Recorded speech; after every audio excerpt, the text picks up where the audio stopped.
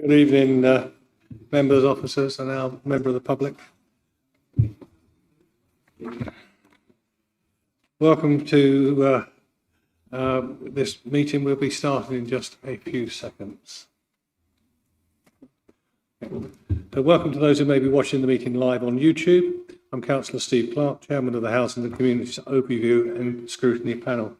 I would like to extend a warm welcome to all members of the Housing and Communities Overview and Scrutiny Panel, officers, members of the public, and press in attendance today at today's meeting of the 18th of June 2025. Before we begin, I would now like to hand over to Democratic Services to read the housekeeping note. Thank you, Chairman. Please note that this meeting is being broadcast live on the Council's website and on YouTube. It will remain available for a minimum of 12 months. I would remind those in attendance to use your microphone when speaking and to switch it off once you have finished speaking. Please switch any mobile devices to a silent setting for the duration of the meeting. If the fire alarm rings, please can everyone leave the room immediately and use the nearest fire exit. Do not use the lift. Please go to the fire assembly point located at the bottom of the car park by the garages. Thank you. For the benefit of those watching the meeting online, would members and officers introduce themselves during the meeting when speaking for the first time, if not already introduced by name. Now to the agenda. Apologies have been received from Councillor Neil Tungate, but we have Councillor Barry Brickman as the substitute. I do not see Councillor John Adams in the room. I have not received apologies from him.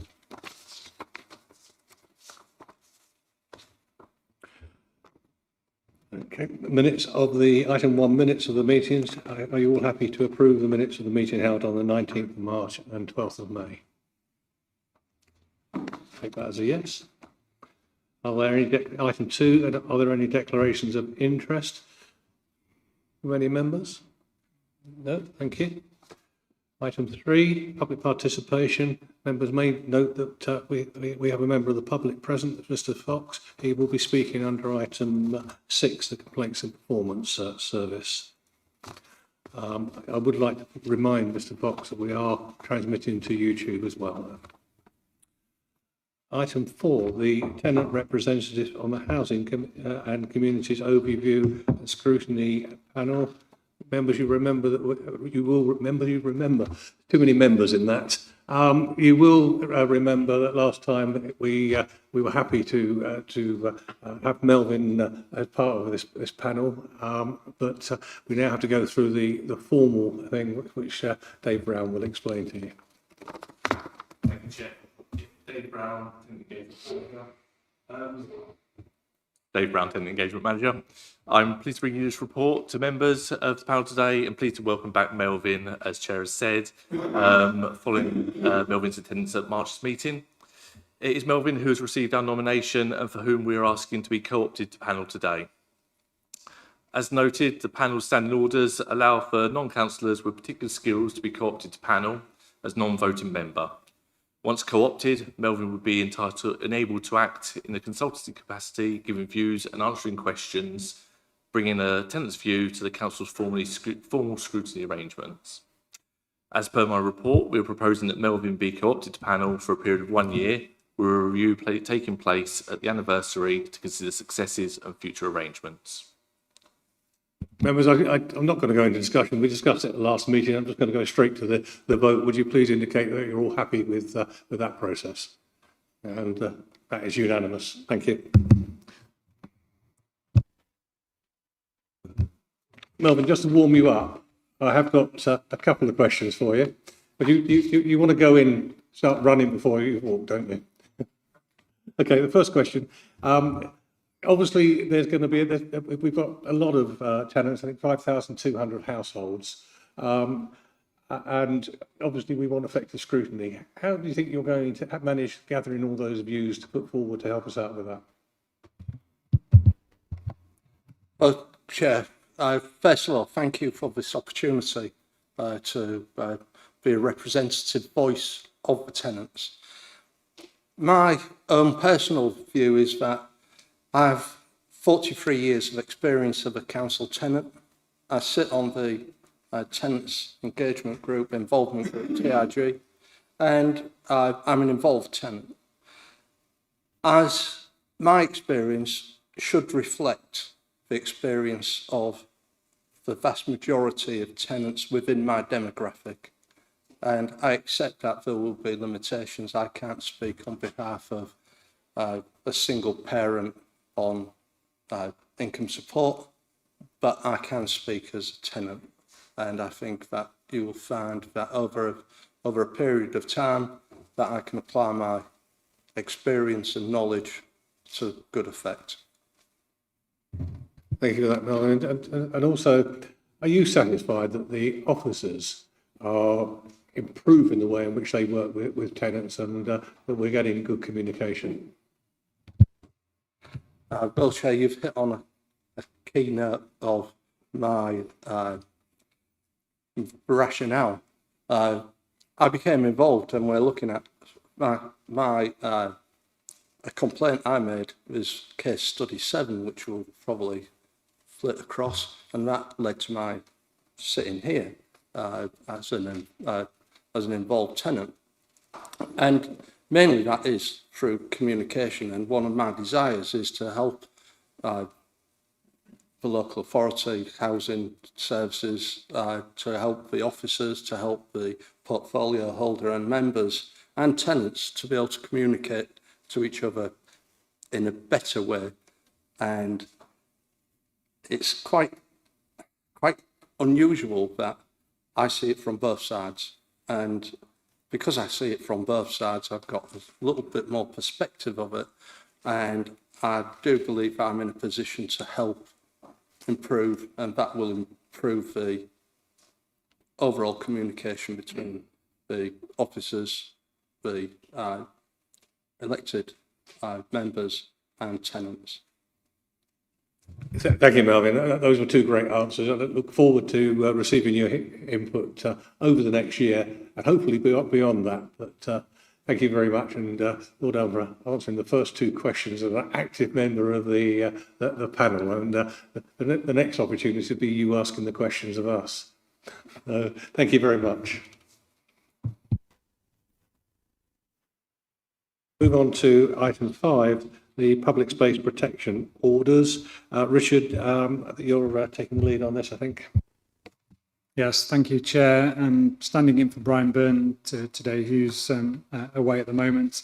But this is Brian's report, and Brian, who's done the partnership work with our key partners to deliver the report that's in front of you, and who will take on the work following today. So members will remember that the 2 public space protection orders have been in place now since April 2023, and they relate to PSPO 1, which is items or actions that could lead to fire, and the second PSPO is the feeding and petting and of ponies and donkeys in the forest lands. These orders can only be for a maximum of 3 years, and both orders expire on June the 30th, 2026. And as you can imagine, there is a lead-in time to consult with members and other organisations on whether those PSPOs should continue. In the report, you'll see the engagement activity that has taken place since the orders came into place, and you will be reminded that the toolbox of interventions is a 4E approach, and that is engage, explain, educate, and enforce. And that's formed part of the initial ethos for the orders, and is used in an ongoing working practice by those enforcement officers. You will note that there have been 399 incidents regarding 2,099 people who have been engaged with by forestry officers and other officers speaking about their activities, equally fire brigade as well, and advised of the orders and highlighting the new forest code. All key stakeholders have come together and identified the preference to renew the orders in their existing form from the 1st of July 2026 due to the ongoing positivity, the positive impact and the reduction of fire incidents resulting from engagement and the orders. So the recommendation put forward in front of members is to support option A, to undertake public consultation with findings to renew the orders in their current form from 1st of July 2026. Thank you, Chair.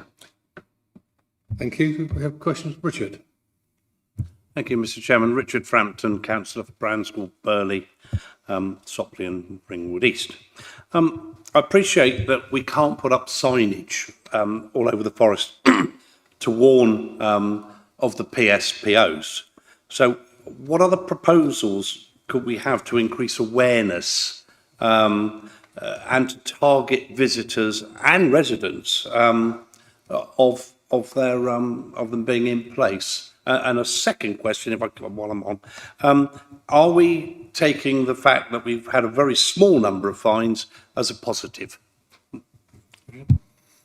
Yes, thank you, Councillor Frampton. So the consultation process gives us an opportunity to start a awareness campaign again. So we'll be taking very much advantage of that through social media, through the press, etc. So that's the first opportunity that we will be taking. We are looking at our alternative locations for posters, engagement with holiday firms and holiday lets, and also campsites, so that we can make sure at the point of almost entry or visitor stays that we promote the New Forest Code and the PSPOs at the same time, respecting the beauty of the forest and the fact that we don't necessarily want to put prohibitive posters up around the place. In terms of your second question, in terms of the number of orders, so the number of fines, first of all, like I said, if we go back to the original intention, which is to educate, we've got a balance here to promote tourism. We don't want to make people's experiences of coming to the forest a negative one. So I think that the training that has gone into the work provided by the officers who engage with the members of the public and visitors is around a education and reasonable and proportionate response. And that engagement has led to the stopping of that activity. It's where that activity is then continued is where the fines have been issued. And therefore that gives us the appropriate and evidential case to enforce those fines. We can only enforce the fines if there is the evidence as well. So there's a balance of that. So I wouldn't see it as a negative that there is only 4. I would see it as actual positive in those 400 engagements. Apart from 4 instances, the activity had ceased. Mr. Chairman, I would welcome an A4 advert just to explain why they're in place. I've got a caravan site and it is the perfect place to show families when they come into reception, you know, how to get the best out of the New Forest, and their safety is of paramount. So I certainly welcome that idea. Thank you. Yeah, perfect. Thank you for your cooperation. Thank you. Thank you, Richard. Any other member wish to ask a question on this subject?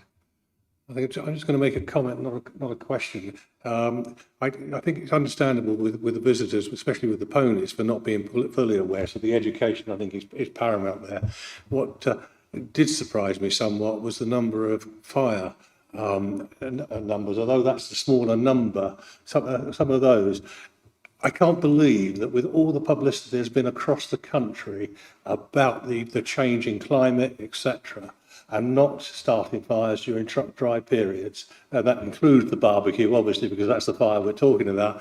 But that many people were so lacking in knowledge that they actually decided to have a barbecue in our beautiful forest and are unaware of the consequences. So members, I'm going to take you through the recommendations and hope we're going to support option A, which is that we renew the orders in their current form from the 1st of July 2026. Members, all in favour? And that is again unanimous. Thank you. We now move on to item 6, the Complaints, Performance and Service Improvement Report. Mr. Fox, you may speak to us for 3 minutes on housing complaints. Good evening. Thank you very much. My representation today directly addresses paragraph 8.17 on page 68 of your item 6 public reports pack. That said, half an hour before this meeting, I received an email from the complaints team, which has rather wrong-footed me. However, the assertions made in that email are still factually incorrect. So I have provided the chairman with a copy of this representation for all members, which I would respectfully ask you to read. I'm not going to be able to speak the whole thing in 3 minutes. So just to highlight, I believe speaking to this panel is the only way I can highlight unfair treatment and disability discrimination that I have experienced in the complaints process. Paragraph 8.17 says that I should have received a feedback form to comment on the complaints process. I have never received anything following completion of stage 1 and stage 2. So I believe this is the only forum where I can bring to the attention of councillors that I have been unfairly treated. My concerns for installing an EV charger at my home have not been properly investigated, and evidence supporting my application and complaints have been entirely disregarded in the follow-up that I have received today, completely ignored and factually incorrect. Denials of my complaint contain unsupported health and safety assertions. No risk assessment has been carried out by the council, and absence confirmed in the stage 2 reply. I proactively offered mitigation measures recommended by the Highway Authority, but these have been completely ignored. The council itself provided me with a disabled facilities grant funded hard-standing beyond my garden gate after refusing a driveway application.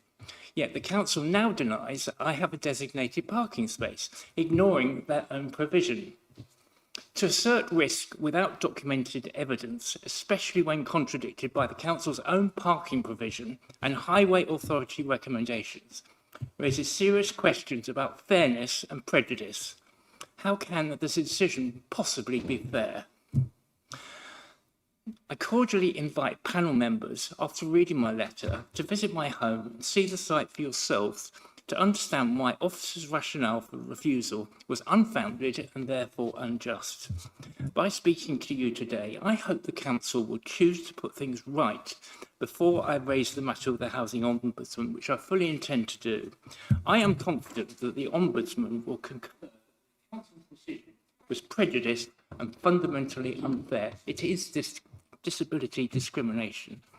How can the council conduct a risk assessment without involving the tenant? The risk assessment hasn't included... Mr. Fox, that's your 3 minutes. My risk, you know, the reason why I needed the application. Thank you, Mr. Fox. Thank you. Thank you, Chair. Thank you, Mr. Fox, for your comments. What I suggest is that we review your letter and your comments from tonight, and if there is anything different that we need to action or feed back to you, then we will do so. In terms of the feedback form, apologise if that's not been provided. It should be a link on one of the letters that you've received. If that hasn't been the case, then we'll see that. That is an omission, but you should have received that, even if it is a link in one of the letters that you've received from us.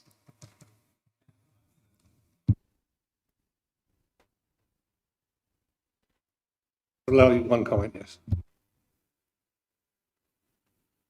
So are you saying that you're going to investigate and the members are not going to investigate? Or can I assume that the members have taken on board what I've said and will consider asking the officers to review everything with a view to actually making the reasonable adjustment that I've asked for? And in reconsidering, can you please involve me? I have repeatedly offered asked the council to work with me to find a solution, and you just keep writing to me saying no, rather than contacting me. So and I'm going saying, to stop "Let's you do there. something." I allowed you to come back to respond. I'll ask Richard not to respond once more. Okay. Yeah, thank you. As part of the complaints process, we will, as I've said before, just to reiterate, I will look at the letter and take on board your comments from tonight. We'll look at the letters that have already been sent to you as part of the complaints process, and then I will come back to you on feedback on all those matters. But please don't just write to me, actually talk to me. Yep, I will agree. I will speak to you regarding the matters. Won't just put it in writing. I agree. Members, you've all had the opportunity to listen to Mr Fox. I'm not going to take any questions from members, but you are aware of the situation. And we will now move on to the item, the main item of this agenda. Thank you. Thank you, Mr Fox. Can I just say thank you for your time? Amanda, I think you're now taking the lead on the actual item on the agenda. Thank you, Chairman. Amanda Wilson, Service Manager for Legal and Information Governance. The main purpose of the report is to provide members of the panel with the annual complaints performance and service improvement report for the last financial year 24-25. The council is under the jurisdiction of two ombudsmen in relation to its complaints handling: the Housing Ombudsman for complaints from tenants in the council's capacity as its landlord, and the Local Government and Social Care Ombudsman for all other complaints, including those related to homelessness and also housing allocations. Both ombudsmen have complaint handling codes that the council must meet, which came into effect on the 1st of April 2024, which is the start of the period covered by the annual report. The panel's covering report sets out the requirements for self-assessments, reporting, compliance and scrutiny in relation to the council's complaint handling in accordance with the complaints handling codes. This includes the requirement to produce the annual report, which is included at Appendix 1, conduct self-assessments against the complaint handling codes, which are included at Appendix 2, and for the governing body, which for the council is Cabinet, to approve a response to the annual report, and the draft of this is included at Appendix 3. The annual report will be published on the council's website and must also be submitted to the Housing Ombudsman. This is the first time that the annual complaints report has been brought to the Housing and Communities panel. Previously, the annual report was taken to the Resources and Transformation panel only. However, the increased scrutiny requirements and the interest of the Housing and Communities panel in the housing elements of the report have meant that officers feel it's appropriate for this panel to also consider the report ahead of it being taken to Cabinet for approval. In the annual report, members' attention is particularly drawn to the following sections of the report. Section 6, which deals with the complaints from tenants and provides a review of the numbers of complaints received, complaint findings, the themes of complaints, the stages and the timescales, and some of the key headline data, both for all corporate complaints and for the tenant complaints, is included on the slide.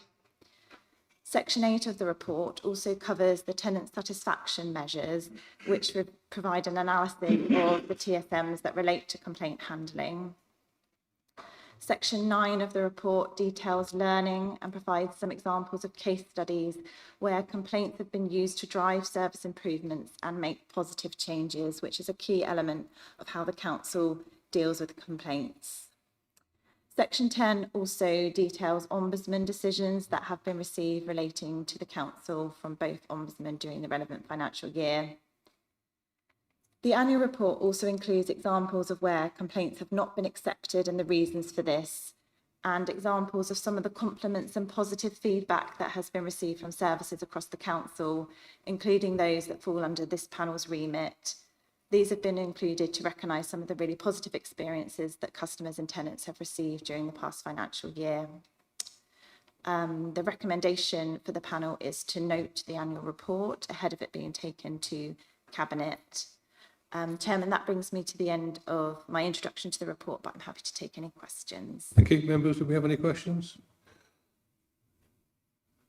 And I put Hillary. Councillor Hilary Brand, Linchester Minstead.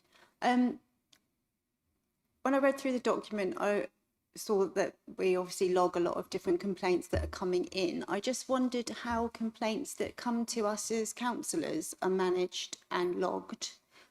Is there a process for that? Because quite regularly I'll have a resident contact me because they've got a problem, and then I will contact a department or part of the council about that issue.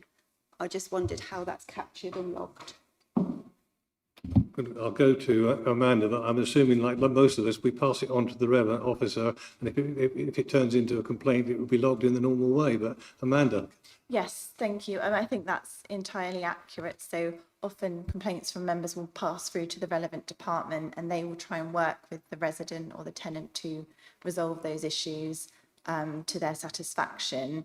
I don't believe that they are separately recorded by services, but if they do reach the point of being escalated to a corporate complaint that come through the central team, they would then be captured within those main figures within the report.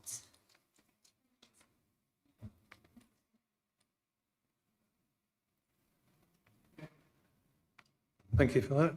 I note that we've got a 474% increase, which sounds pretty bad, pertaining to substandard living conditions over the past 5 years. We're also reporting that rise in complaints, which you've highlighted. But the number referred to the Ombudsman hasn't gone up in any way, or not substantially. Can you tell me why you think this is so? I think the report does clearly show that there has been an increase in complaints, both corporately and in relation to the number of housing complaints that we've received. We've considered as officers the possible reasons for that, and we've looked at the changes to approach that we've taken as a result of the complaint handling codes, the requirement for our complaints process to be more transparent and more accessible, and also the raising of awareness that we have with our tenants around the complaints process through examples such as the Home Talk magazine. I think the profile of complaints has raised generally, and that's not just the case for the council, that's the national picture, and also generally in respect of the Ombudsman, the number of complaints nationally that are going to the Ombudsman has also increased. In terms of why the number of complaints for the council still remains relatively low to the Ombudsman, I would hope it's because we are trying to resolve complaints where we can at stage 1 and then stage 2 of the corporate complaints procedure. But we always advise residents and tenants of their right to escalate to the Ombudsman if they remain dissatisfied, and that's clearly communicated to them throughout the complaints process. Okay, thank you, Amanda. And also, I know when it gets to the Ombudsman, that compensation can be ordered. I think it's the right expression. How much have we been paying out in that respect? So the complaints report details the number of complaints dealt with internally where we have provided some sort of financial redress. It doesn't go into the details of the figures. In terms of the Ombudsman, the section of the report that covers the decision of the Ombudsman is included at section 10, and the examples included in there do indicate where we have been asked to make some financial contributions. Those are detailed on pages 76 to 79 of the report.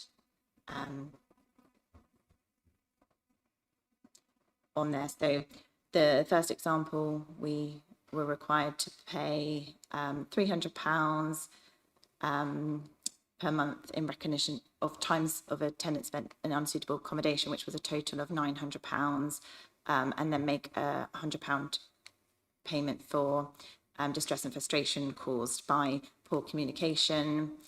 And then in relation to the second example, we were required to pay a £520 compensation, but that was what we had already offered to the individual as part of our internal process. They just hadn't accepted it until the Ombudsman directed that we pay it once it went to the Ombudsman. So that was a payment that had been acknowledged internally, but we just hadn't paid it because the individual hadn't accepted it at that point. Okay, so they're not insignificant, but not major costs that have been arising. Yeah, also in terms of the complaint numbers, we try and look at it in the context of all of the residents in the district, the total number of interactions we're having with residents on a daily basis, and the total number of tenants. And in that respect, the numbers are quite reasonable. Okay. On figure 16, the lack of service or the delay of service shows the largest increase to the housing landlord. What have you gleaned from this? Do you understand why that is? Do you know why that is? I think in relation to those themes, we do try and look as officers as the reason why that might be the case. I think the report details that often complaints will have multiple themes, so we do have to perform a bit of a subjective judgment as to what we think the most prevalent theme is in a complaint. But I think in relation to that point, an area where sort of lack or sort of delay in service often arises in relation to appointments, so maintenance appointments perhaps not being kept to, and that is something that I know the housing service are looking to work on to try and reduce. Is that because of lack of staff, or is that just general organisation? Hi. It's a factor. We are constantly working on our recruitment process and retention of staff. It can also be to do with weather, external pressures, which affect our service delivery. We try and plan in advance to be able to mitigate that, and we work with contractors in our local area to try and reduce the risk. Okay, any other questions from members? Councillor Davis. Chairman, if I may just make a comment.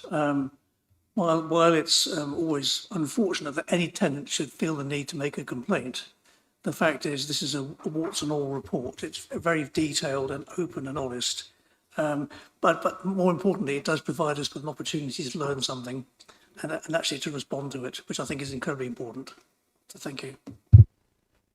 I think also increases are not always, we sometimes look at the headline and see an increase, but I've said this to people before that I was a police officer, and at one point I increased hate crime in the East End of London by 300%. That wasn't because hate crime had increased by 300%. It was because you allow people to come forward and have confidence in the system, and it is about openness and transparency. So I entirely agree with what Councillor Davis says there, that if we see an increase, it's not necessarily bad news. It's a positive in that people feel confident that they can complain and they can actually get a result and fairness. And I think that's what we aim for. So I'm going to take you through to the actual recommendation now, which is to note. Are you all happy to note in accordance with that? Thank you. In which case we move on to item 7, the Social Housing Regulation Act, Part 1, Progress Report on Consumer Standards Implementation. That's easy for me to say, isn't it? Paul, is it going to be easy for you to present? I hope so, Chair. Yeah, so the panel will be aware that hopefully that this is the third report in the series. So the first report was an overview of the consumer standards, all 4 of them by the regulator, and a report back 2 panels ago. The next panel was very much on the tenancy, a detailed report on the accountability standards, transparency, influence and accountability standards. And this is the third report in that series, if you like, because one of the decisions made in, I think, the January panel was that we continue to work through the consumer standards one by one. all 4 standards. Yes, there's 5, but we're looking at the main 4 standards, and this is the tenancy standard. It's very much linked to the transparency, influence and accountability standard. And if you recall, we've started backwards in the context of most councils would start with compliance. We think compliance, health and safety is our strength, and more of our opportunities for getting a good rate from the regulator and providing a better service is around the tenancy and the accountability and influence standards. And I think you've seen a direct result of that in Melvin coming to the panel and beginning to scrutinise our decision making more and to make that more transparent. So that's kind of what it's about.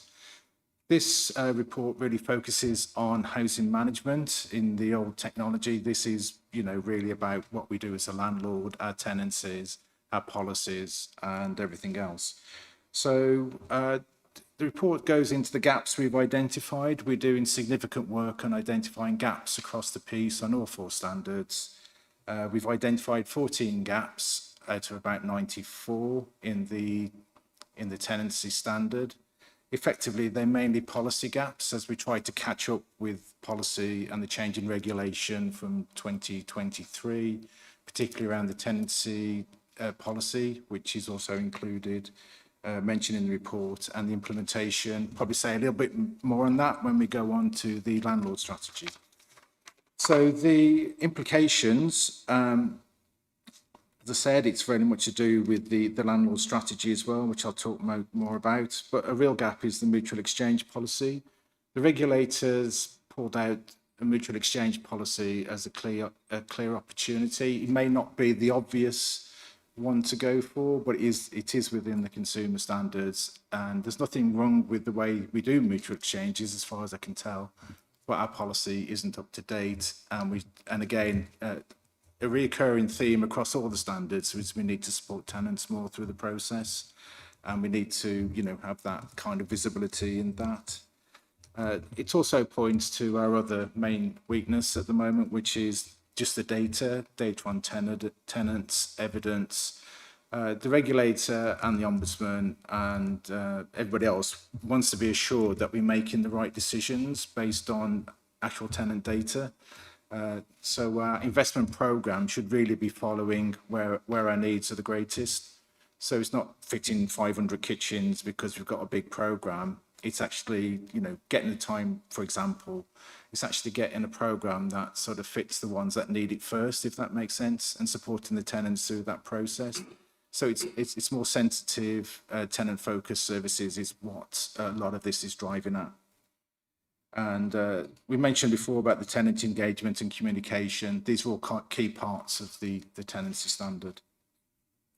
So again, it's quite a detailed technical report. The key points are we've identified 14 gaps, most of those policy related, and 3 critical ones, and one of those is actually having a tenancy policy. So we're working hard alongside the landlord strategy to get a tenancy policy in front of EMT by August as well. So yeah, so I think I'm happy to end there, Chair, and take questions. Berman. Thank you, Chair. How long do you think it would take for you to do all this? In terms of policy, we hope to have all our main policies completed by the end of September. So we're looking at September Cabinet as a sign-off for the landlord strategy. Depending on the governance journey of the tenancy policy, whether that ends at panel or whether that ends at Cabinet, it'll be along the same timelines.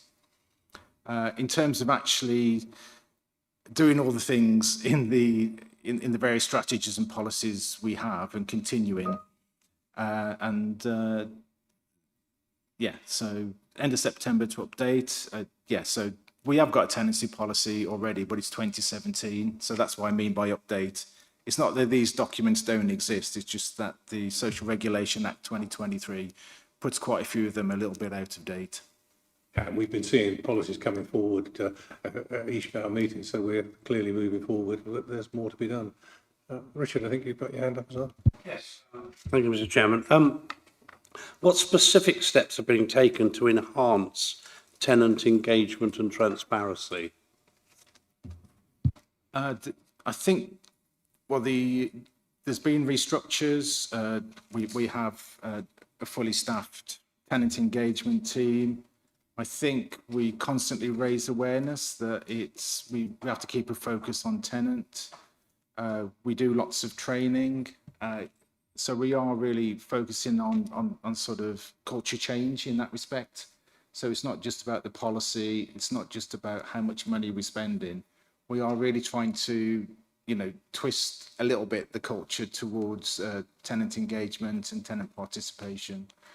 It's difficult at NFDC because in the context of, I think we've got a good culture already. I think we do have caring staff and members and, complaints team. Everybody wants to help, but it's that extra step of making that more effective, communicating better, and just getting that coherence of spend. And, what would really help us now is, you probably heard before and seen in different reports, is improvement in our IT systems and data capture to enable us to do better things and to capture some of this information, because we have too many systems, a few are outdated, and people do sometimes get lost in this process, staff and tenants, and that's really what we need to, to make it an excellent service. I've also got, you've said we've identified gaps. Will this identification actually help us to improve compliance?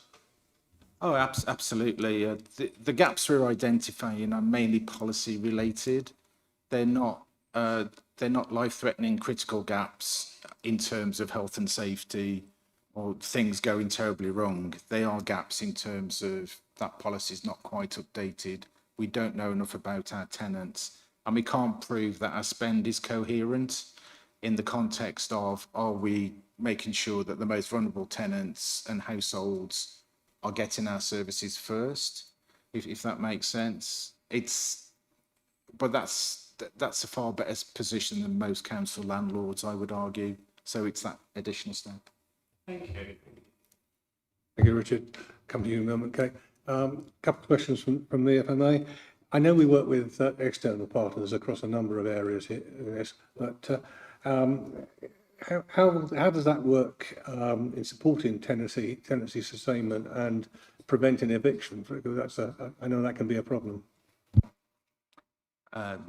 Yes, I mean our new ASB team have got a part to play here as well, in terms of the way our rent arrears policy works, how much support we give, making sure people can afford their tenancies before they move in, making sure our allocations procedures are fair, that we're not constantly processing people, that we're not moving people around, that we're just making the services the best that they can be. I mean, all those things are in play. It's just a lot of it is fine tuning what we've already got. But yeah, it is resource intensive because we have got and increasingly will have a more vulnerable, and with tenant group with challenges. And that's the way that it is. But there's a lot of partnership working that goes on there. Staff spend a lot of time trying to engage mental health services, police services, social services, children's services. The housing officer these days is kind of the pivot, in the middle of getting all these services for tenants. And I'm sure there's other people in the room that can talk a lot more about that than I can. But yeah, you're right, it is really it's a challenging role, but that's what we have to do really. The regulator looks at housing at the end of the day to make sure that happens. Just one more from me. We have a mutual exchange policy. It seems simple, but do we need to do any improvements with that? Yeah, I think it's mainly how we support tenants through the mutual exchange. It's not something we've majored in, for understandable reasons. In the world of compliance, in the world of tenancy management, in the world of ASB, tenants wanting to exchange properties from other areas with their own, for example, is not really shouting out as a high priority, but in terms of the tenancy standard, it's kind of pointed us there to, you know, we may have overlooked some of the policy things and some of the support that may go with that, rather than, you know, we've been focused on, I suppose, the more critical issues. But a policy and a change of practice will amend that.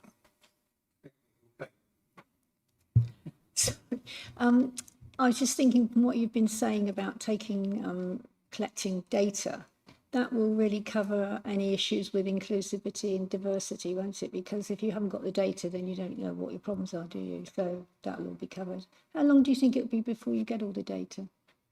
I might hand over to Dave there. So, that's fine. Thanks, Paul. So we've done what we consider phase one of our data collection. So we went out to all 5,200 of our tenants and asked them if they were willing to provide the data about them and their household to please do so. We made it as accessible as possible. So we asked them to do it via an online survey. We gave paper surveys to those that wanted them. And we had around 30% return rate on that, which, whilst it doesn't sound fantastic, if you look at averages of surveys, that's a pretty good return rate. So what we need to do now is, without bombarding our tenants with a request for data, is actually how can we start to collect that data when tenants are using our services? So having our frontline staff actually ask the question, is there anything we need to update on that in terms of your household and our systems? So that's an ongoing piece of data collection and data integrity. So in terms of phase one, we're uploading all that data to the systems as we speak at the moment, and hopefully then be able to provide some initial reports before the end of the summer in terms of what we've got so far and what that data looks like. And then it is about rolling out with the rest of our teams to say, we need to keep this updated and also give those that potentially weren't happy to provide it at that first stage an opportunity to still provide it by having that face-to-face conversation and saying, this is why we need it. You know, because as we know, when we're asking people for their data, a lot of us are going to go, why do you need that? So having that face-to-face contact with our frontline teams is really going to help us bolster, but number one, that data, but also help our tenants understand why we're asking for it and how we can shape our services. Can I have another one? There are inspection judgment. Have you put anything in place with those judgments since you've had them? Have you had to change anything radically lately?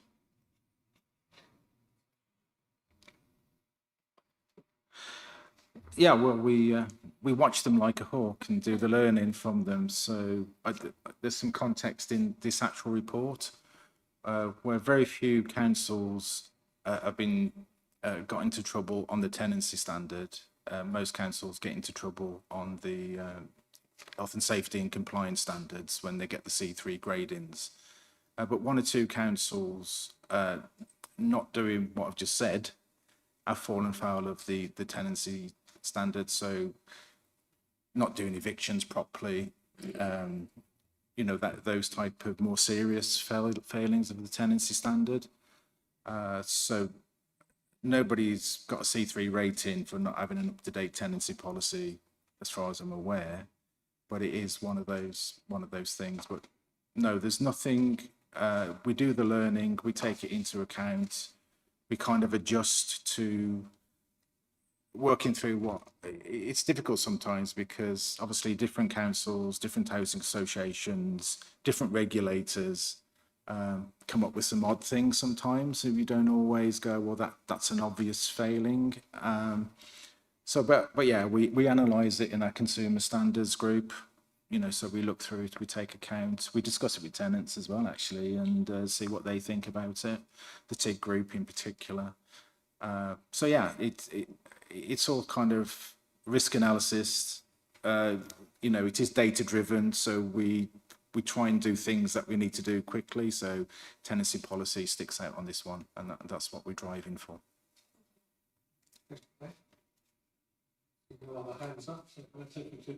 Take you to the recommendation that the Housing and Community Overview and Scrutiny Panel consider the Housing Department's compliance against meeting the tenancy standard as part of the preparedness for inspection and positive tenant outcomes, and make further recommendations to the portfolio holder for housing and homeless, which includes acknowledgement that Tenancy Policy 2017 is currently being revised. to address any gaps with with the compliance of tenancy. All happy with that? Thank you. In which case, we now go to item 8, which is part 2. Paul. Yeah, thank you, Chair. So Dave and Melvin are going to take us through this one. Thank you, Paul. Thank you, Chair. Really pleased to report to panel the tenant satisfaction measures for 24-25. These measures are reportable to the regulator of social housing and are required to be reported by all registered providers of housing, and not only allow us to check our performance, but more importantly, enable tenants to review our performance and hold us to account. This is our second year reporting these metrics, and I think panel will, or I hope panel will agree that our performance is in a really good place. I'd specifically like to highlight our tenant perception surveys, where tenants are telling us that our overall performance has improved from last year, and also note that our safety and compliance internal measures are in a very, very good place. This is a recognition of the hard work officers put into our housing services, working alongside our tenants to keep homes safe, well maintained, and enabling tenants to access services and information. I would also like to bring to the attention of members the recognition from officers that these measures also highlight and offer opportunities for continuous improvement in all areas, but specifically focusing on repairs and maintenance and complaints, where officers recognise improvements are needed based on what our tenants are telling us.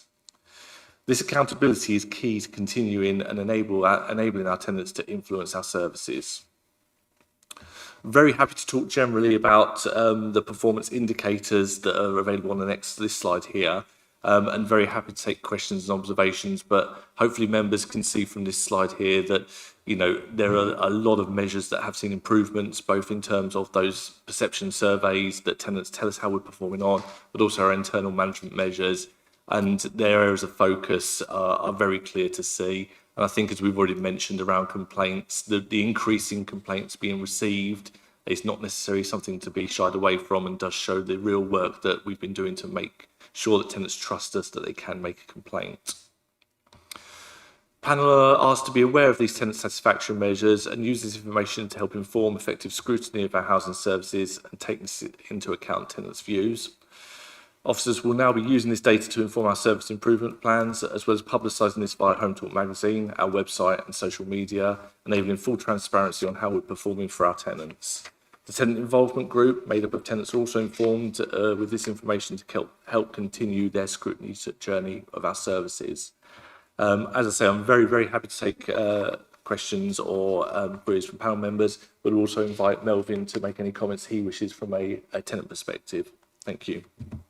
I'll go to Richard and then to Sean. I'll say that the actual tables, generally speaking, they look very good, and I mean the targets are higher and mainly exceeded. Not quite perfect, but we're striving towards that. Richard. I could put this very eloquently about age groups and dissatisfaction. Why aren't the nippers happy? Yeah, so within the report you can break that down, can't you? And you can see, where our most dissatisfied tenant population is.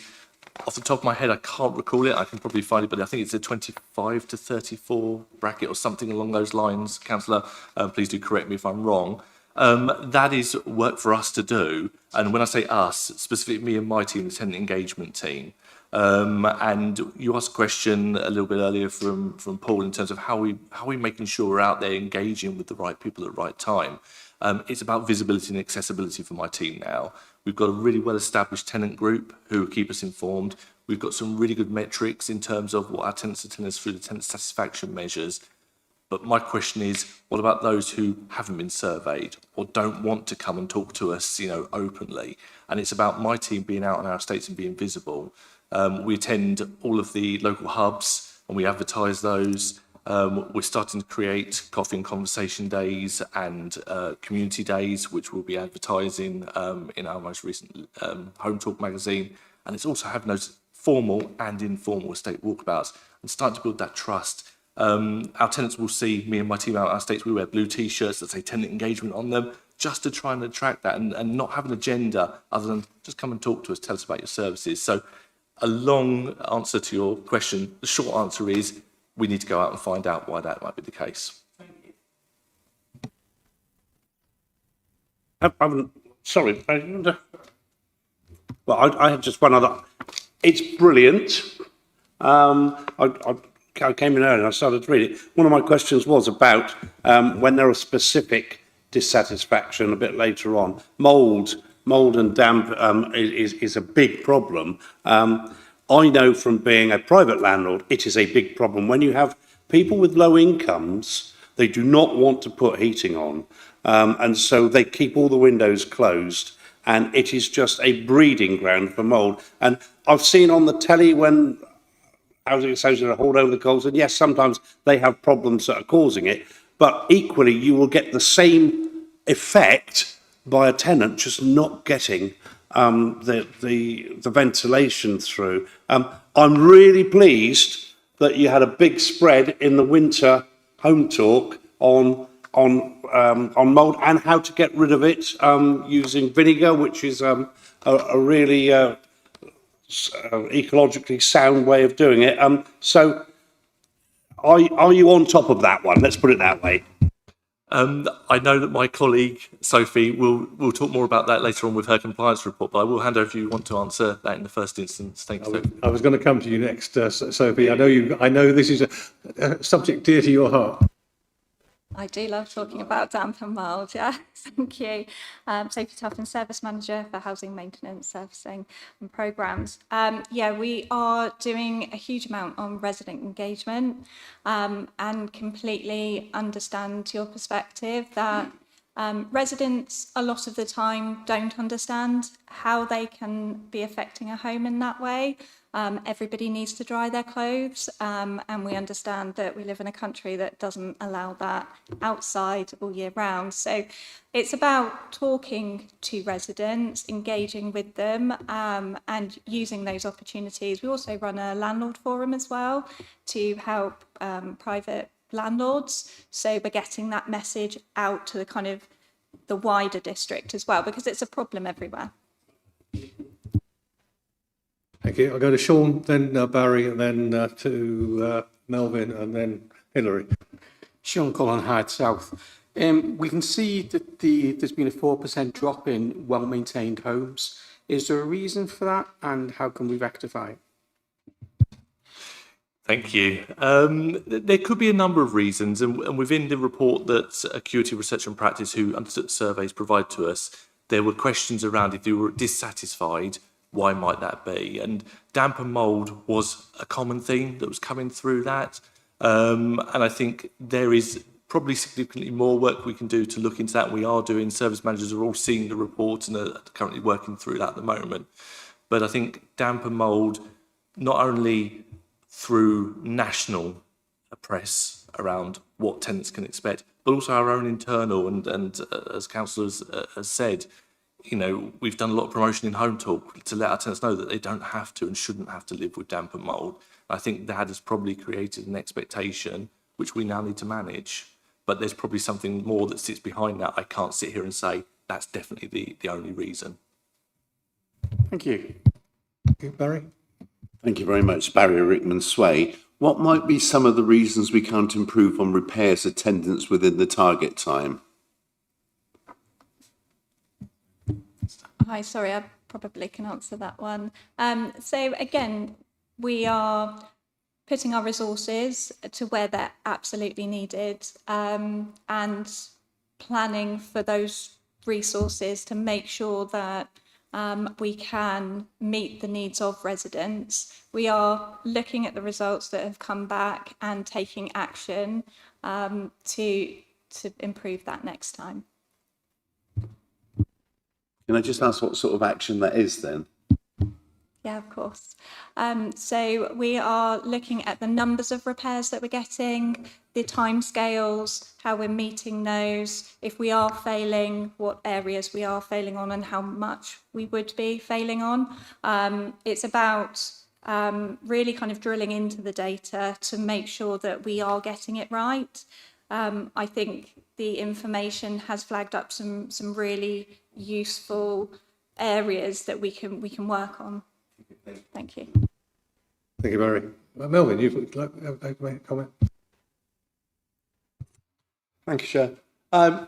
Councillor Frampton, you was asking about the younger people, And the route to engagement with younger tenants is via, in my view, is the direct contact through the walkabouts on estates. Through the one we did in Hounsdown, we probably could recruit 2 young ladies who were tenants who were in the 18 to 25 bracket, enthusiastic about involvement and have already started to become involved. And that was just on one walkabout. I believe on the last walkabout, there was another tenant who came forward who wished to be involved. So it's feet on the ground. If people see the council in action, wanting to do things, people can respond and they will become involved. It's inviting the right people at the right time. You don't want always people like me. I'm only happy when I'm miserable. So what you need is people who can give a voice to their concerns. And the other things, what we forget is that there are a lot of satisfied tenants. And when you have a lot of satisfied tenants, you don't have a lot of engagement. So you've got that viewpoint. And as far as the well-maintained home, my own belief is that you've got 2 aspects to that. A, you've opened the complaints process more.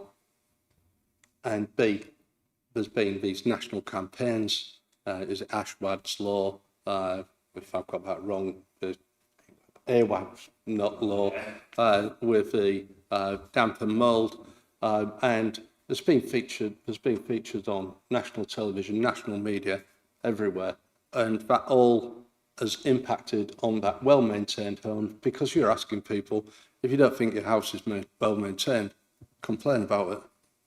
They do, knocks the figures. I'm sure that figure will improve. Thank you. Thank you, Melvin. Hilary.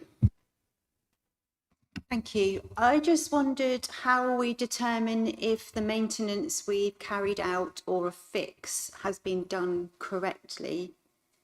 Do we check back with the resident a week later or a month later to find out if that's the case? The reason I raise that is because I recently had a resident contact me that had a huge issue with mould, which came from a leak in the bathroom that was fixed 3 times, but by the time it got properly fixed, it had gone across the whole of the roof ceiling of the flat, and then there was black mould everywhere. If that had been fixed first time, or realised it was a problem, or dried out properly when the fix was eventually fixed, probably wouldn't have had that massive mould issue, and he's had to have the whole of his ceiling taken down and redone. So how do we determine that we've done the right thing, or it's been fixed and resolved? Yeah. I can see Sophie's hand going towards the mic. So No, sorry. So where we know that there are cases of damp and mould, we have recently, as you might be aware, launched our damp and mould policy, which covers all the steps that we will take. We will treat those as individual cases and keep in contact with those residents once we know that there is a problem. Even where it might be very minor, we will book in telephone calls to get back to those residents and kind of check in to make sure there isn't a continual problem. We'll also record where those addresses are so that we can follow up sometime later as well. Some leaks are repaired and cause further works. So it can be a complex issue to resolve a repair first time, but where we know that we have gone back time and again, we will flag that and make sure that we're looking into the reasons why, really kind of what happened, the lessons learned, what we can do better. So again, we encourage that feedback. I just wonder with things like leaks or things that can cause a secondary problem, whether they should be checked, whether there's a process that 1 month after that visit or 3 weeks or whatever, a time period after that visit, someone calls the tenant, finds out, is it all done? Is there any problem? Can you keep an eye on it and let us know if you notice anything? Just so it doesn't cause a longer term, bigger issue. Yeah, we work with our operatives and we've got ongoing training with them, Toolbox Talk, so that they are giving the right information out to those residents, so that if there is a continued problem, it will be flagged back and taken seriously. Well, Neville. How long from when you get a complaint do you actually contact the resident? So we handle the complaints, every complaint in exactly the same way through our complaints process, and that has defined timescales of when a resident should be contacted. Not all complaints, if we know that a resident is dissatisfied and it comes through various different sources, then we will try at our earliest opportunity to give that resident a call so that we can get the details, and I think it just gives a better, it lets the resident know that that's being taken seriously, even if we can't fix it there and then. Thank you. Patrick. Yeah, I think Neville sort of more or less asked the same question. But I'm really sort of delighted that this council is changing the rule of engagement with our residents, because not just relying on electronic sort of way of communication. So it is really delighted to hear that we are sort of engaging with our residents and talking to them, because it makes a huge difference. So thank you. I think I agree with you with that, Patrick. Yeah, I hate talking to AI. I've never found out who he is or she is. Sean.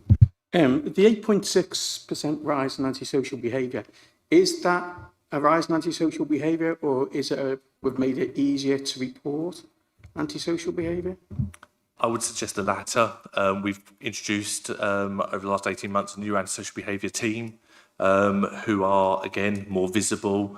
We're recording antisocial behaviour in a very structured way. And so I would suggest that it's a combination of things, but it's not a rise in antisocial behaviour, it's a rise in reporting and recording, and our team's action in that. So that trust piece, again, similar to complaints. So it's one of those cases where we should see it as a positive, not necessarily a negative. I would suggest so. And if you look, our tenants are telling us that actually the way we're handling antisocial behaviour is better than it was last year. So I would compare the two figures together and say internally we're recording more, externally our tenants are telling us we're doing better at handling those cases. Hilary? Yeah, it's just a general comment, really. We've got very satisfied and fairly satisfied. I just find that term fairly satisfied a bit rubbish. It's like, yeah, sort of satisfied, but it's not a good, it's not a, it's just a, it's all right. I don't know if that gives us a good measure, really. We're saying we've got 70 or 80% because you're adding in the fairly. I'm just not sure that wording should be used in future. Melvin's actually come up. He must have the answer to that one. Yeah, well, you've got to remember the collection. If somebody said to me, you're delivering a service which is fairly satisfactory, I'd be a bit miffed.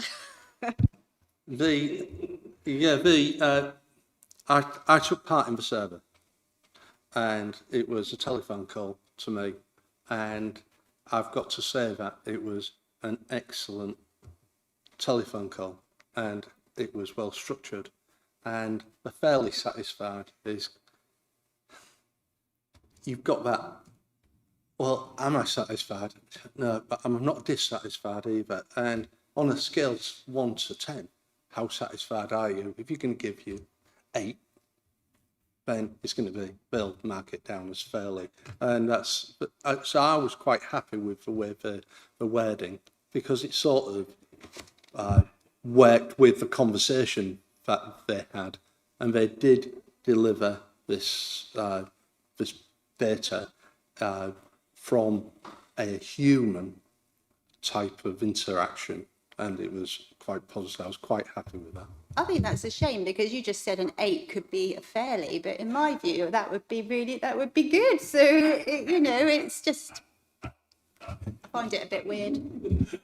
I think it's an interesting when you see these scales, whether it's 1 to 5 or 0 to 10. The people who put these ideas about how we should measure. There's also a theory that some people will never give a 10, so you give them the next one down as an opportunity, and it's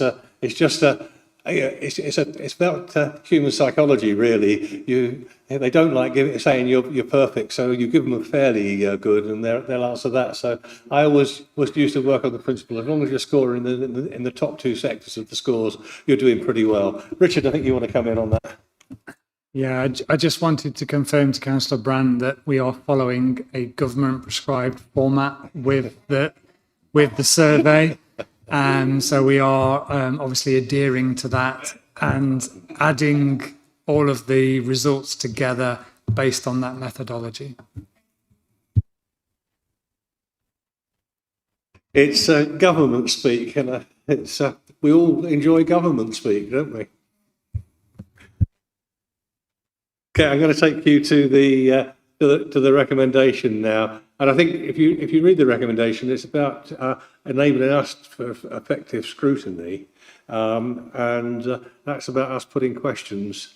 And I think members, you've raised some good questions on this section, and so thank you for that. So, are you happy that we follow the recommendation that the panel review the results, which I think we have, and the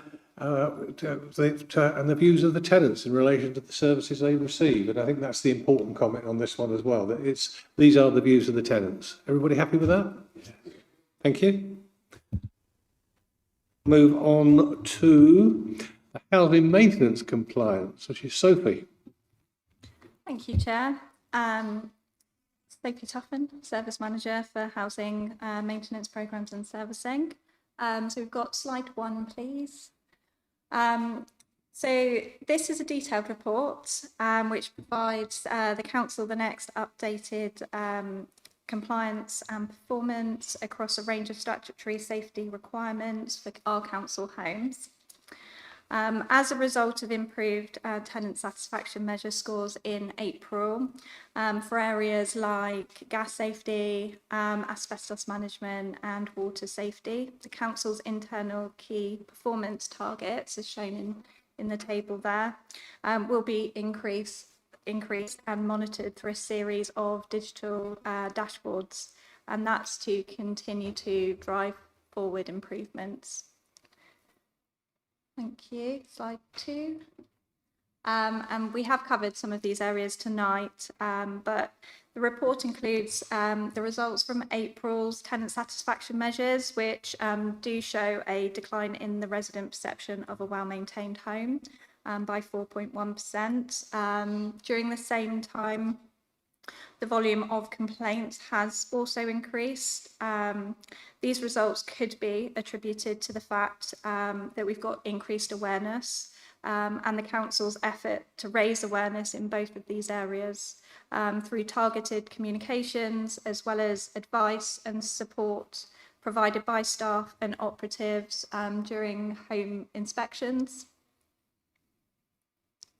And then I can move on to slide 3, unless anybody's got any questions, which is recommendations. Richard? It's a bit of a general one, really, a bit off the wall, but there you are. You picked up specifically, and that's why the question's going about gas safety. Yeah. It's something we have to do every year. You have to get a certificate, landlord certificate. What I've done in a lot of my flats, when I've done refurbs, is I've changed the boiler to an electric boiler, even though it does central heating. That actually means that I only have to comply with the electrical regulations, which is an inspection over a greater period of time. And that's cut down a lot on inspection costs. Have we got any electric boilers in our housing stock? We do have electrical heating. Generally, that's either air source heat pumps or night store heaters. Currently, electric boilers wouldn't be our preferred method just because of fuel poverty and the points that they would attribute to an energy performance certificate. We do have a decarbonisation programme, and we have been awarded government funding. So we will be looking to install air source heat pumps, some solar, but it will be limited. But mainly to improve the fabric performance, because most of our homes are heated with gas central heating, which currently continues to be the most affordable form of heating for residents. Okay, thank you. So we can say that Councillor Frampton's gas is now reduced. Kate. I think one of the things we've all read about, and I think it's contained in the report somewhere, is AWAB's law. Yes. Are we happy that we're going to be fully compliant with the way that's developing? Oh, sorry, I pressed. From what we know now, yes, our policy will reflect that. We will be able to respond to the timescales. We've undertaken procurements to make sure that we've got this support as well, should we need it from specialist cleaning services. So in answer to your question, yes, I think we are, from what we know now. I'll take you to the recommendations. This is to note the annual compliance report for housing compliance. All happy with that? Thank you.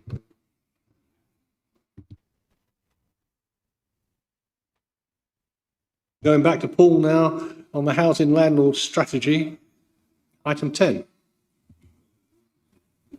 Yeah, thank you, Chair.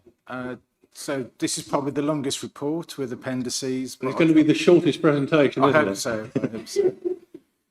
So yeah, so fairly clearly the purpose of a housing landlord strategy is to make sure the council is clear and transparent in its delivery of housing landlord services and its investment plans. So it's not just words, it's promises about money and the services we're going to offer to tenants as well. So it's a long strategy, relatively short report, but a long strategy with a few things. So I'll talk to those in a minute, but really my quick notes are tenants' rights and responsibilities, meeting housing needs, governance and accountability, performance and outcomes, and budget implications are contained within this document, will be a public document, and the council will be held accountable for delivering this at various points over the 5 years. We know about local government review, but we plan for 5 years, because by the time housing revenue accounts and other things are merged, we're probably in that time frame anyway. So essentially it's aiming to achieve quality homes and neighbourhoods, the tenant voice and opportunity, accountability and transparency. This is a recurring theme for us, and cultural and operational excellence. It's not in the presentation, but it's probably worth mentioning in the context of my 3 previous reports on social housing regulation. This goes above and beyond the regulator standards. There's a lot of misconception about the regulator standards, but at the end of the day, it just means you're compliant. If you have a C1 grading, it means you're compliant. It doesn't mean you're excellent. It doesn't mean you're delivering the best services. And this is really the story, and this is really our promise to stakeholders, the council and tenants. So it's not a statutory document, but it does include quite a few statutory responsibilities and documents. So within it, there's a context of the HRA business plan, which is also another appendices, which we've been working up to accompany this, but we've been working up in any case anyway for an asset management strategy, a tenancy policy, and an affordable housing delivery plan. All of these things we must have. And really this is a captural context document, which is also included to make sure that anybody who reads it will know fully the council's landlord service offer and business. It's concluded with an action plan over the next 5 years. This may need some more work, because every time we looked at it, a lot of the actions are ongoing. So it's continuous improvement, ongoing. Short-term actions are fairly clear from some of the reports tonight, which is basically catch up on some of our policies and procedures and firm up some of our investment plans and make sure they're delivered, particularly around the decarbonisation agenda, kitchens, bathrooms, just making sure that that's really flowing through and that I've heard a lot that resident tenants can actually see that for real and that's happening. And yeah, so as I said, it underpins our ambition to be an excellent landlord. I've mentioned some of the policies, procedures it captures. And I said it is the service promise. It's heading for Cabinet and hopefully sign off around September. It's not really a contentious document in the context is a capture of all the other policies and documents that we've already approved, if that makes sense. So it's kind of, it's doing that, it's collating it, and it really is outlining the full service offer rather than just the regulator or, you know, are we doing housing development and affordable housing delivery plan is within it as well, which is, again, an important document. So we have two strands of investment, really. One is the improvement of our current homes, and the second one is housing development, building new homes or buying new homes to meet our housing needs. So in that sense, it's as simple as that. That's what we're trying to achieve, and this is all the detail behind it. Thank you. I was chairing a meeting the other day where the longest document of all was so long that when I asked members did they have any questions, they couldn't think of any because it was so long. Members, do you have any questions? Sean? On page 260, it talks about creating an evidence bank. Does that mean needing a new system, or have you already got an existing system, you're just populating it?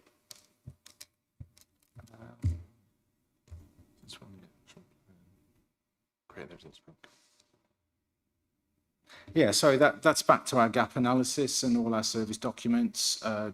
So it's a bit like an exam where the regulator turns up and says, where do you think you are? And we go, yeah, we're here. And how do you know that? Then we give them the gap analysis with hopefully all the links to all our policies, procedures, case examples, best practice. And we've seen some examples of those. So part of it will be in the context statement. So in the context statement is kind of what some may say is the boring bit of, you know, how's the council constituted? Who are your members? Who are your members of staff? Who's responsible for what? So it's all of that detail will be in the evidence bank. Regulation as such is not how it used to be. So it's mainly done in the back room. So the regulator will make most of its judgments based on what we provide in the evidence back. And they will be looking at us several months before they actually turn up and give us a call, and may only be here for a couple of days and may not speak to everybody, but certainly it's a, you know, the evidence bank is what actually will get us the grade, if that makes sense.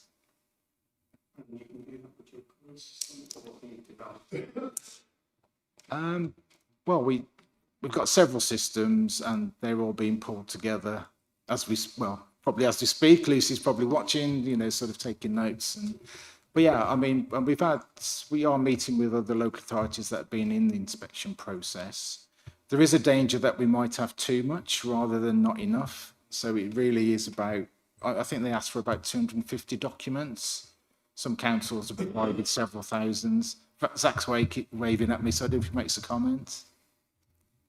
Sure, thank you. Zach Jansen, Performance and Insight Manager. So part of my team is responsible for collating the evidence bank. And just to take away some of the mystique about what that actually is, just as Paul's described, there is a framework of things that will be assessed against as part of the inspection. And the first thing we've done is conduct that gap analysis to see where we feel there are gaps that need to be addressed, and that's resulted in quite an extensive detailed action plan. All the things that arise from doing the actions in the action plan, we want to get ourselves into a state of preparedness and readiness. So our evidence bank then will direct an inspector to the evidence that we would submit to say we comply with these requirements of yours.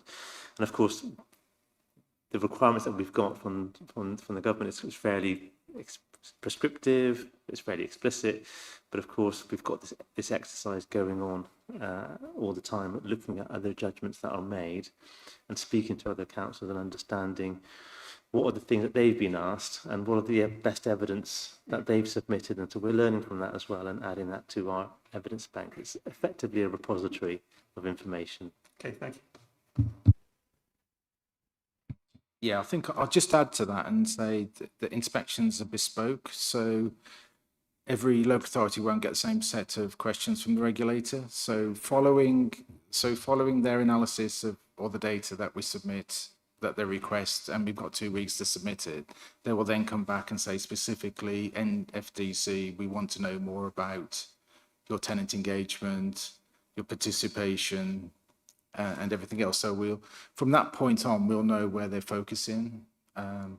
Obviously, our task is to have evidence across all the 4 standards that would meet their requirements. Kate. Thank you. I feel like I'm sat in an Ofsted inspection, actually. It's very similar.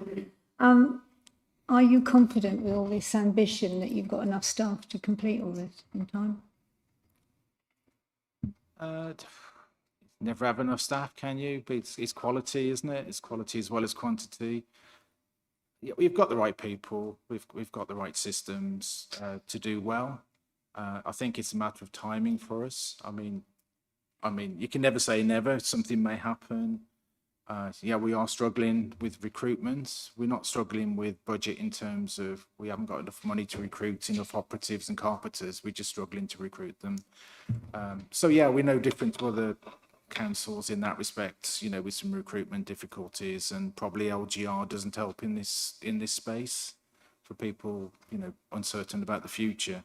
But as it stands, yeah, we're delivering well, and obviously report quite often to Councillor Davis, so he may have a view on that as well. But essentially, yeah, we're in a good place. Thank you. Can I ask one more? Are you confident that you're going to develop further with the tenant co-production policies? Are the tenants going to be involved going forward?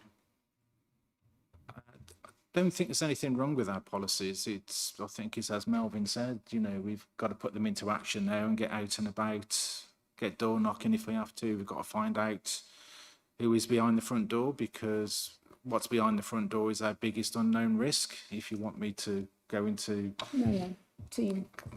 kind of management, risk management, I mean, that's reality. We don't know what's happened behind the front door in terms of all our compliance measures. You know, things may happen that we don't know. Buildings aren't compliant, and you know, where tenants have made changes and perhaps haven't told us, or somebody's really struggling, rent arrears, void management, you know, or the general housing management stuff.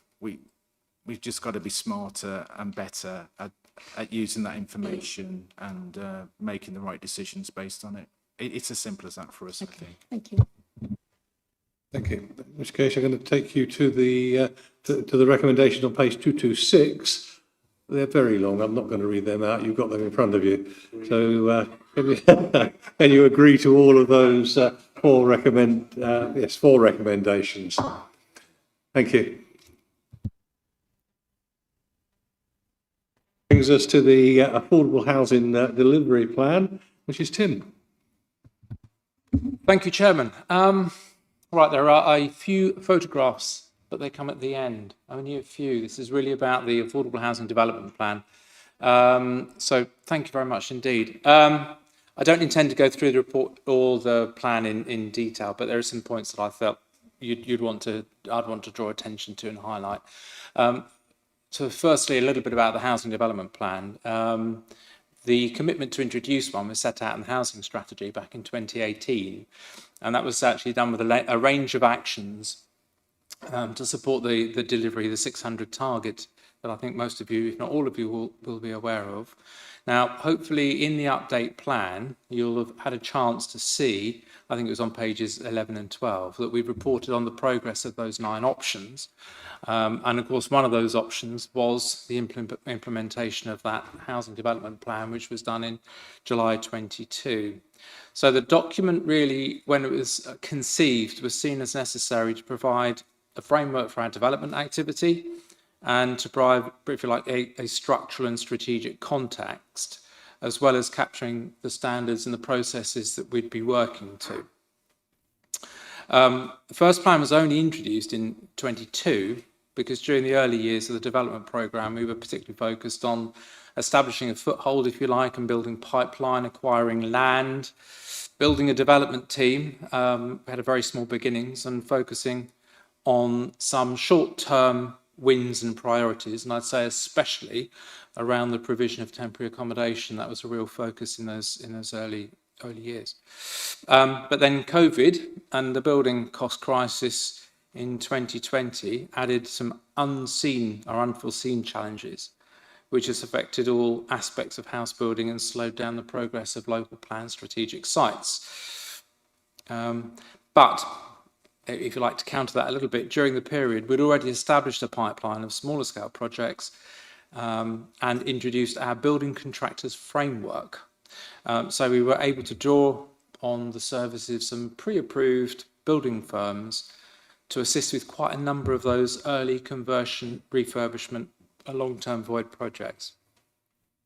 So when the housing development plan was introduced in 22, it, if you like, told the story of the progress that had been made in the first 4 years and also set out the background to some extent.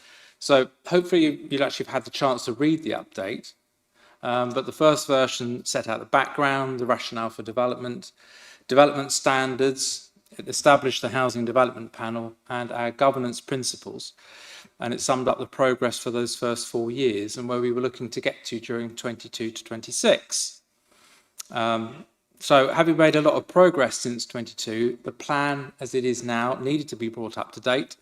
And Paul's obviously referenced its connection to the landlord strategy and how it's part of that particular suite of documents.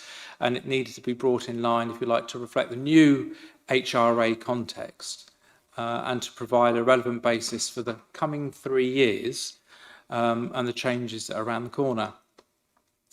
So in a minute, I'm going to cover some of the stats in a bit more detail, but in thematic terms, just a few headlines that I wanted to pick up, particularly around that first point around TA. Today, we've got additional schemes in Ringwood, New Milton, Totton, Lymington, Blackfield, and we've got another 14 homes for temporary accommodation currently under construction. During the period, we had our first and second schemes completed to meet the proposed future home standard. And we've currently got 2 new schemes under construction in Totton and Hythe, again, to meet that standard.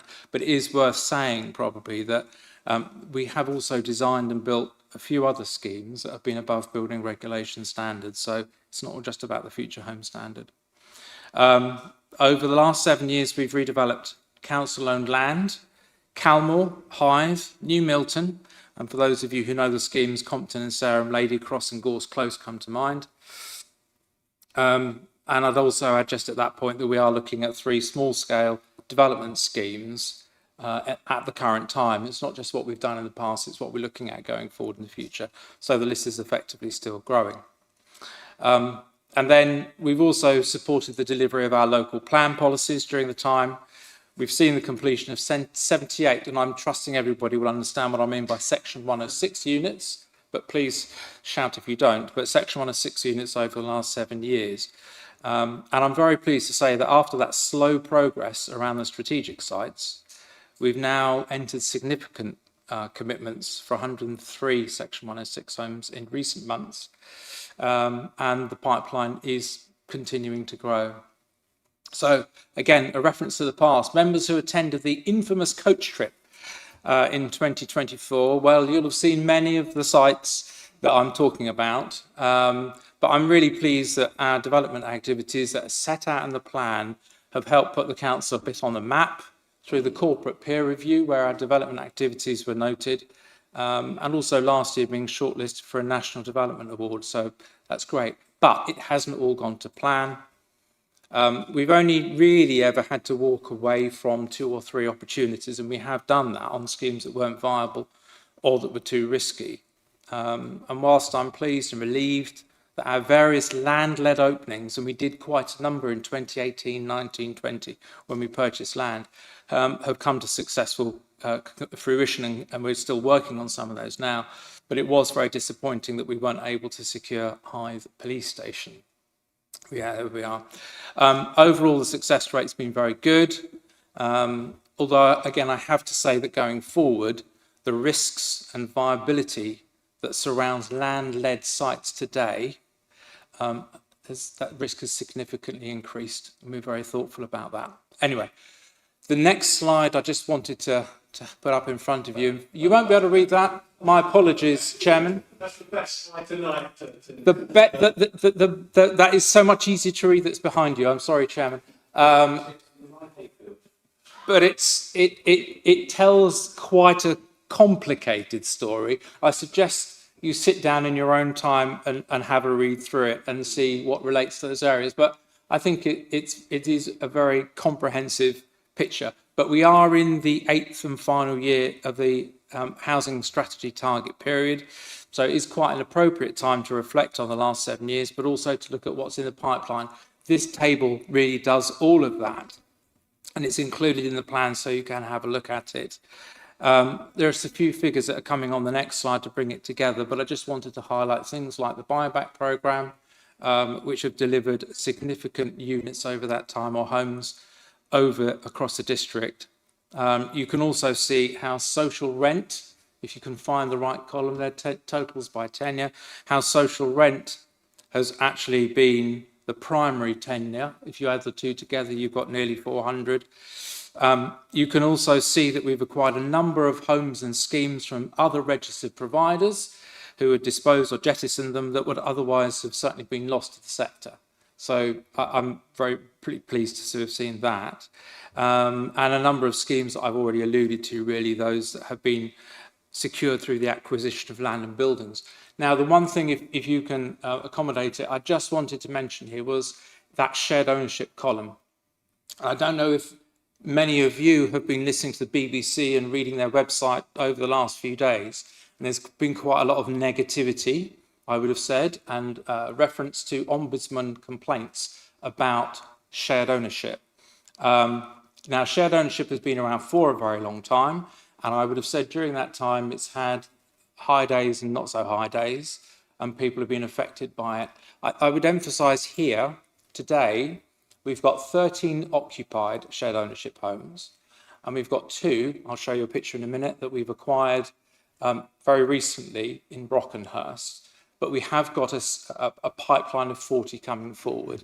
So the concern in the commentary that I've been reading from the BBC has been particularly around complaints relating to clarity about service charges, about the speed of repairs, about defects. I emphasise a number of those stories relate to London and fairly large blocks of flats, and it's quite a different world to ours.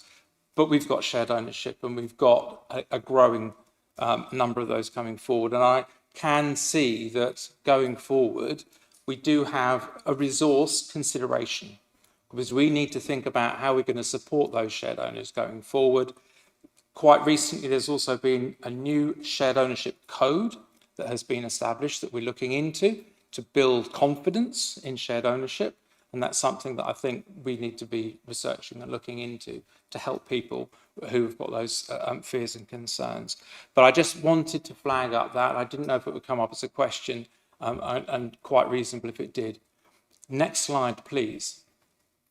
Okay, so bringing it all together, really. The headline is that by the end of March this year, so this is March 25, we'd completed 375 additional council homes.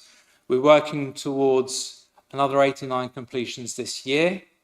We're also due to complete a fairly comprehensive reconfiguration scheme in August to provide 5 homes for temporary accommodation in Ringwood. So that's going to make this year, 25-26, out of those 8 years, it's going to make our busiest and most productive year to date. We've got quite a number of schemes coming forward and completing. So when our current, and you'd have to bear with me and listen to my words quite carefully, when our current contractual commitments are added to the pipeline, we can be certain that we'll have delivered or be in contract to deliver 551 additional affordable homes by the end of this year. However, we're working towards another 136 Section 106 opportunities at the moment. And in actual fact, 30 of those should be in contract by Friday. So, we're working towards that will take us to 581. So we get there by Friday. Some of these figures on the slide have already been talked about. But I would also say over the last 7 years, we've bid for and secured £12 million in external capital subsidy from Homes England, nearly £4 million from the Ministry of Housing more recently, and we've also secured funding from the Brownfield Release Fund, and also a £300,000 grant contribution from Hampshire County Council towards Ukraine family housing as well. So we've been very successful at securing external funding. Yes, so in terms of achieving that 8-year target in the housing strategy, the actual strategy action was to seek to provide 600 additional council homes for rent and shared ownership. And when the target was set, it was partly based on securing a fair proportion of affordable homes coming through the strategic sites. And I think had those not been delayed in the way that they were back in the early years, we would be in a different position than we are today. But we still have the potential to be reporting delivery or commitments for well in excess of 600 homes by March. So, next slide. You were going to get some photos from me, but I have managed to squeeze them all onto one slide, really just from top left to right, and obviously featuring our portfolio holder quite considerably. But Penny Farthing Homes recently broke ground at Danes Park, where we're now in contract for the delivery of 61 homes, Section 106 homes for rent and shared ownership. And then to the right of that, you can see the aerial photograph of more close in New Milton, where we had 16 homes for rent and shared ownership. Now that scheme is a council commissioned scheme, not Section 106. So we were able to design and see that built to the proposed future home standard. It also includes 2 wheelchair accessible flats and 6 homes built to the adaptable home standard, so giving flexibility for the future. And then on the right, another Section 106, that's Carla Homes in Fordingbridge, 42 homes for rent and shared ownership. And then working from the left-hand side, you've got where we are at Salisbury Road in Totton, 20 flats now well advanced, all for rent, including 8 homes for temporary accommodation. And then in the middle, I'm sure you probably have worked it out, that's where I was referring to some flats in Brockenhurst. You can probably read that from the design and the exterior cladding. 2 2-bedroom flats that we have just completed in Brockenhurst for shared ownership, that we're just going to be marketing very, very soon. And then on the right, the land at Hythe Medical Centre, the hospital in Hythe. Significant Homes England grant funding for that scheme, just under £2 million, and that's also being built to the future home standard. Chairman, whistle stop tour, but happy to take any questions. Thank you, Tim. I note in those photographs that the portfolio holder has got a spade in several of the pictures, but there doesn't seem to be any dirt on the spade. Did he actually put the spade into the ground? Of course he did. He sweated. He worked hard, Chairman. Thank you for that reassurance. Thank you for that reassurance of the hard work of the portfolio holder. Tim, I think you've also almost undersold that this is such a good news story, because the number of homes that we're delivering over that period, with all the difficulties that have arisen since 2022, and housing costs, etc., and I think we've got to put this forward as a really great success story for New Forest, and all the time and effort. And I think also people don't realise the actual complexity of actually delivering these homes and that. I take great delight every time you start to show me an algorithm and a calculation, which I actually have no chance whatsoever to understand without someone actually taking me through it page by page, because it is pages of it sometimes. They are, and that payback period, I don't know how you get to that, but I continue to enjoy that. But it's a really good news story, so I thank you for that. But I do have a couple of questions for you. I forgot my name. Not more close. It's dear to my heart and dear to the portfolio's heart because it's on our own patch, and we know some of the residents there. It's an excellent housing scheme. When we visited and been round, it's a brilliant housing scheme. But there have been a few issues in the shared ownership houses. I think the heat pump caused some problems, and the water supply caused some problems. It's probably called snagging, isn't it? Have we de-snagged that part of More Close?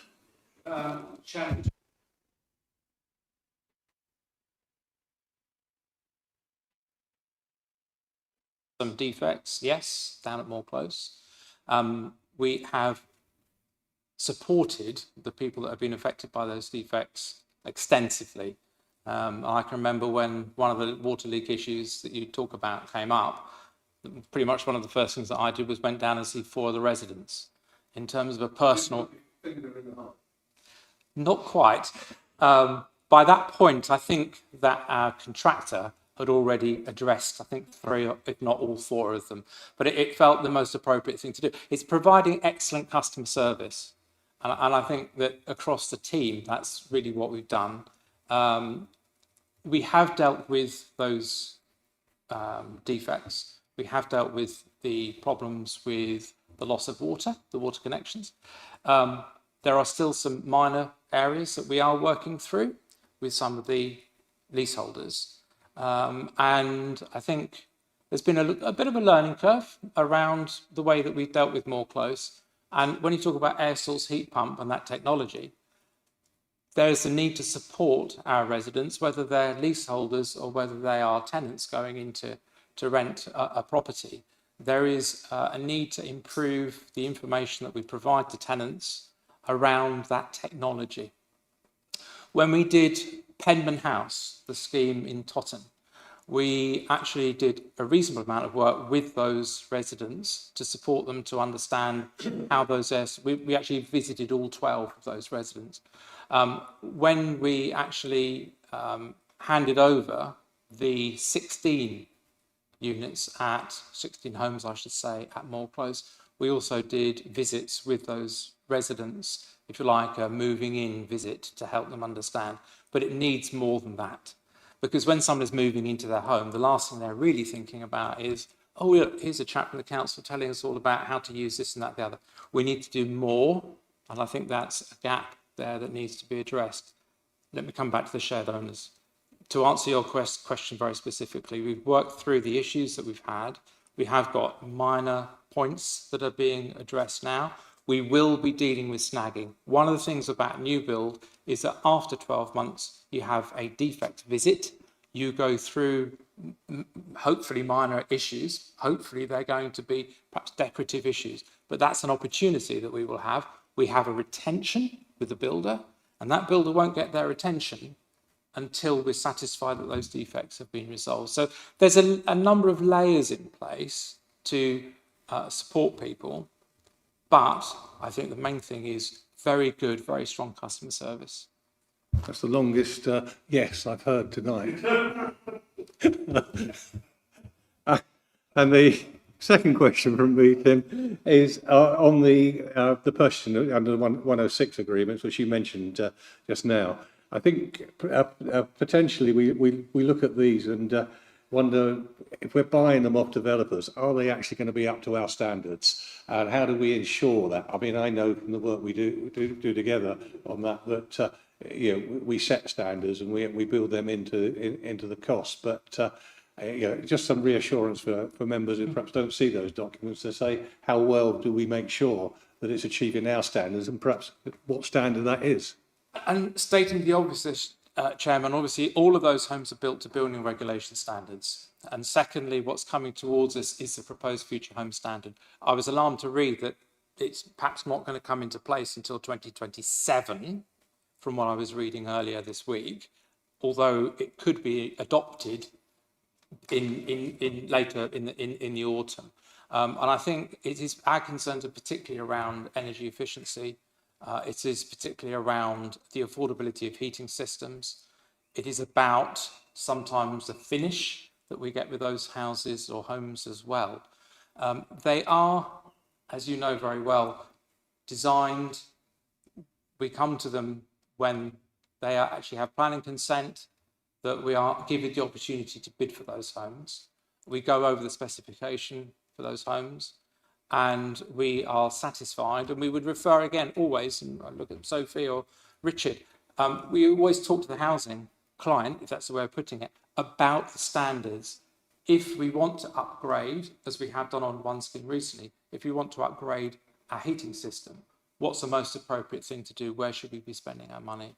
So it is fair to say those Section 106 homes are not to the same standards as council commissioned schemes, but they are planning-led affordable housing. Whether it's a council or a housing association who provides them, we are actually in the procurement chain for those. Thank you, Tim. I think anybody who gets offered one of those properties should be very, very pleased with the opportunity they're getting to move into and live in such high quality builds, whether it be the 106, whether it be our own. Yes. The ones I've seen, they are of the highest quality, and that's another part of our good news story. Any other questions? Portfolio holder wants to come. He's going to explain how well he dug the holes, I think. Thank you. Because you put this picture up, Tim, on the last slide, with the very tasteful pastels, by the way, thank you for that. I can't see Bransgore on there. That's because we're not in contract yet. And that is because we hope to be in contract by Friday this week. That's a great answer. It's put me back in my box. Thank you very much.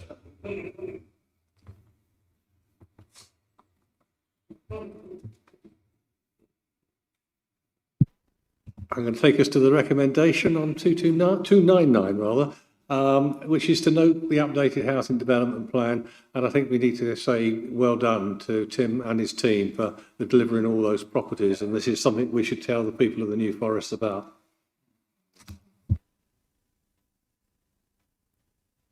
Sack, we finally reach you. It's the corporate plan key performance data. And we all love a good spreadsheet, don't we? Thank you, Chair. Good evening. So this is the corporate plan key performance indicators. It's our usual update of our quarterly measures linked back to our corporate plan 2024-28. This is our quarter 4 update, it being quarter 4 and year end. Sorry, we can move on to the first slide, please. Beg your pardon. Thank you. So it being year end, we've got a few annual measures that have now come in, reported to the end of March 2025. 32 measures in total, 8 of those being annual. And for today, for housing and communities, measure IDs 1 through to 15 are relevant for us for review. Again, because it's year end, we've undertaken a target refresh exercise. The basis of the target refresh is just to go back and check the targets that we've got in for 25-26 and to make sure that they are suitably challenging, that we're challenging ourselves as a service. We have a few measures that are at a monitor status and want to make sure that that's still relevant and appropriate. And there were a few measures where we needed to establish the year's baseline before we could set a target for forthcoming years. So we've undertaken that work, and that's summarised in the covering report and appendix. Thank you. So I've got some screenshots here, and it's probably relevant to, first of all, talk about the layout change, because we have, as we've gone through the panel processes over the last year, revised the dashboard look and feel. And just thinking about that screenshot on the bottom right, the layout now presents differently. We've got 4 quarters, usually we've got 4 quarters worth of data. So that allows us to give a better visual, I think, for the direction of travel and the journey that we've undertaken. At the top right, you've still got the metadata that describes what that metric is about, who owns it, what good looks like, what our targets are, and previous RAG statuses. And importantly, I think, because it often gets raised at panel, the journey and the narrative, the story behind the measures. So what we've got there in the supporting narrative is 4 quarters worth of that information. And it's anticipated that will tell a story. And if there were areas of underperformance in previous quarters, that mitigation can now be cross-examined to see that we've made the necessary improvements that we would expect. Thank you. We can zoom back out of that now. Thank you. So just a couple of screenshots. No photographs from me, I'm afraid. The general summary is a good one, though. We have our measures all have associated narrative. We've got no reds, and there is a summary that I've presented in the covering report. So please do take a look at that. There are a couple of key things that are worthy of mention arising from a cabinet decision previously around the reprioritisation due to the local government reorganisation. There are 6 measures across the entirety of our dashboard. Those were deprioritised as a result of the work that's already ongoing and the decision that was made at cabinet, and the basis for that and the rationale is all recorded in those minutes. So those are being taken out of our dashboard. And Apple Tree Careline Services specifically targeting growth in that, although it wasn't specifically mentioned as an area that we want to prioritise in the LGR and in preparedness for LGR, we as a service, we've still endeavoured to challenge ourselves. And despite the difficulties with the digitisation service, we have rebranded all our marketing material and reissued that, and we are still targeting growth over the next year of 60 services in the forthcoming years. Okay, so we can move on to the last one, please. Thank you. So again, this is for review.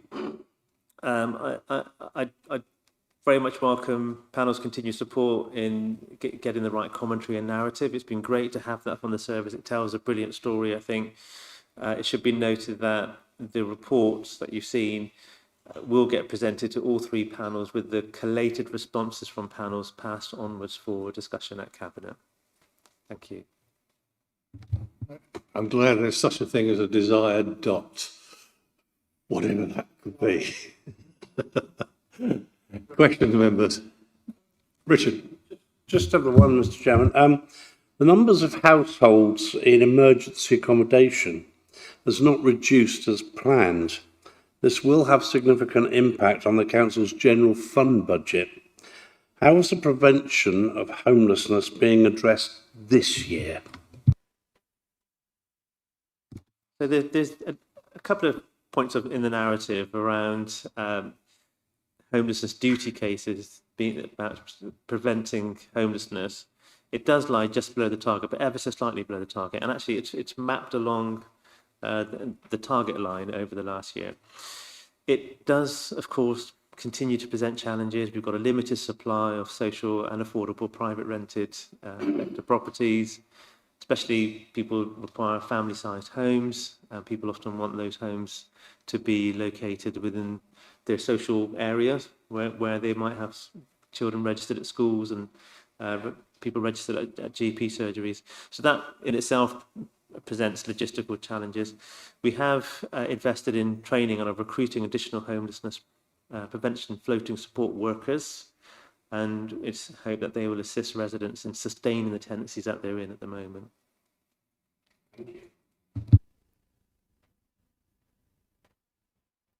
We're reaching that stage of the evening where Hilary. Yeah, mine was just around percentage staff turnover. It says their exit interviews are optional, rarely completed, making it difficult to track where employees go. I was just thinking, surely whoever sits next to that person or their manager would know where they've gone. Could you not just ask them? Although that's not quite for this panel, I'll take it because it's such a good question and something that our executive management team has also raised as part of the review going into panels as we stepped into the panel process. So there are exit interviews that are offered to leavers. It's very seldom taken up. So we don't always get a formal exit interview. And the results we have from exit interviews is limited because people who are retiring out or leaving under certain circumstances, they may well decide they'd like an exit interview and formally wrap up their employment. In the main, they're not undertaken, so it will be reported to Resources and Transformation Panel that HR will conduct an exercise, a data gathering exercise, to do exactly as you've described, because those managers will know the leaver destinations and there will be a bit of a data capture to present back a report to find out a little bit more about what those destinations are. Thank you, because I know I work in an office and I know that the girl who sits on the desk just opposite me is leaving because she's going to Wales because she's met a new bloke. And I know the girl that left 6 months ago left because she was fed up and didn't think she was paid enough. So there's a lot of data you can gather. I'm not sure how I'd codify that, but we'll do something. Patrick. In that case, I'm going to jump straight in and go to the recommendation on that. And we're here to review, which we've done, I think we've done. It's a good spreadsheet, and everything's there for us to see. Good that there's no red items. And we've considered and reviewed and refreshed the targets for 25-26. This will now go to Cabinet. All happy with that? Thank you. In which case we carry on with SAC on the annual performance report. Thank you, Chair. So the annual performance report is something we do every year, and it's not a new exercise in itself, but this is the first time we get to retrospectively review our performance against the commitments made and the priorities laid out in our new corporate plan. So it is a backwards-facing report, but it's the first time we've got to review against the obligations and commitments set out in that new corporate plan. So it covers the last year. Again, it will be reviewed, excuse me, at all three panels before going to Cabinet, and all the panel comments will be collated and published in that way. Just go on to the next slide, please. So, as I say, it's for the entirety of the New Forest District Council. Although housing communities it has a particular affinity to the people priority, covering helping those in our community with the greatest need, empowering our residents to live healthy, connected and fulfilling lives, and meeting our housing needs. So I've just pulled out a few key points from the annual performance report onto this slide. Just I think it's worth pondering over these and seeing some of the fantastic work that's been happening and has been mentioned in the annual performance report. So I hope you'll find that helpful and useful to see some of those great stories.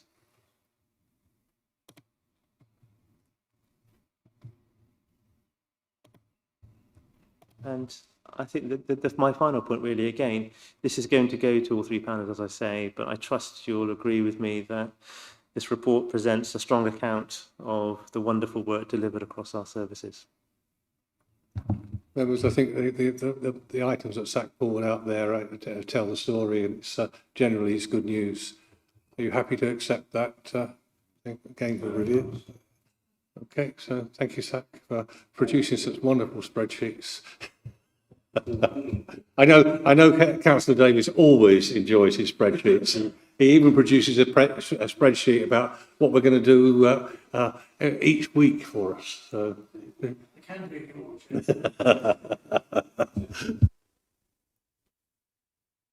The star performers of the night, the portfolio holders update. Dan.